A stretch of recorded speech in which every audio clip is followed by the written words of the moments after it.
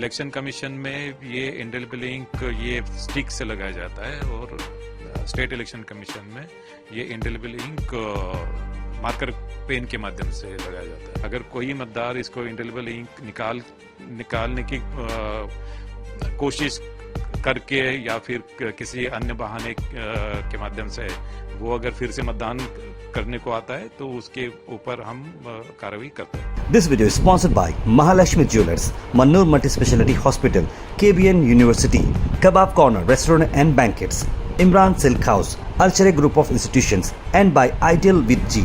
Indelible ink हम जो use किया है वो इलेक्शन कमीशन ऑफ इंडिया ने जो इंडेलिबल इंक यूज करते हैं मेनली सिल्वर नाइट्रेट, वो सेम इंडेलिबल इंक है।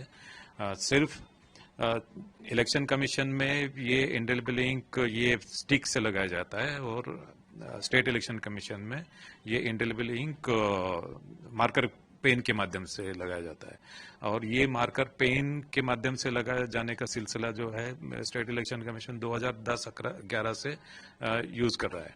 ये इंडेलिबल इंक ये निकाली नहीं जाती है। ये इंडेलिबल इंक ये प्रॉपर पद्धति से लगाना चाहिए। पोलिंग ऑफिसर ने इसको 4 से 5 सेंटीमीटर दाहिने हाथ की तर्जन उंगली को लगाना चाहिए और ये उसको सूखने के लिए 10 से 12 सेकंड लगते हैं और 10 से 12 सेकंड मतदार जो है मतदान केंद्र में रहता है और इसके बाद में इंडेलिबल इंक निकाली नहीं जा सकती।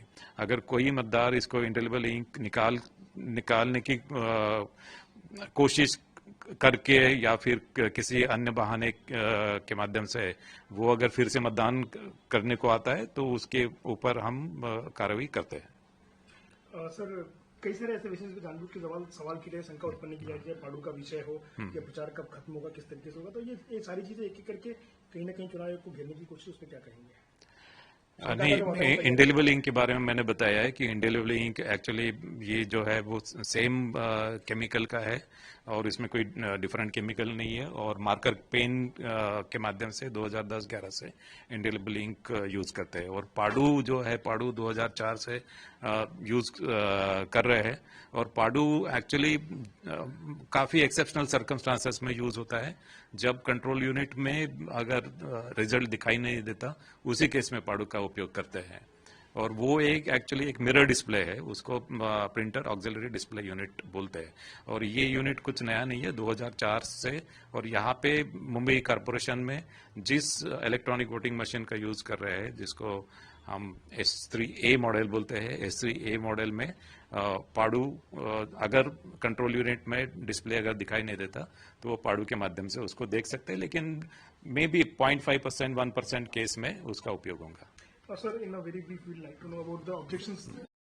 Use of indelible ink is concerned. The indelible ink State Election Commission is using is the same indelible ink which Election Commission of India is using. And actually, only thing is that State Election Commission is using this indelible ink in the form of marker pen, and that too since 2010-11, State Election Commission is using the indelible ink, and this indelible ink cannot be erased. And actually, the time required for drying up the ink is around 10 to 12 seconds, and during this period of 10 to 12 seconds, the voter is within the polling station premises only. Sir, about Padu? Padu is actually basically in fact is used only when control unit fails to display. It's like the mirror image of the result of the control unit. It is not actually used in all cases. In very exceptional circumstances it is used, and maybe in 0.5% to 1% of the cases Padu will be used. And actually it's a mirror image, and it's not basically part of the EVM. Like EVM, for EVM control unit and ballot unit is consist of EVM. Padu is a sort of a like reading device kind of thing when control unit fails to display the results. This video is sponsored by Mahalakshmi Jewelers, Mannur Multi-Speciality Hospital, KBN University, Kebab Corner Restaurant and Banquets, Imran Silk House, Alchere Group of Institutions, and by Ideal with G.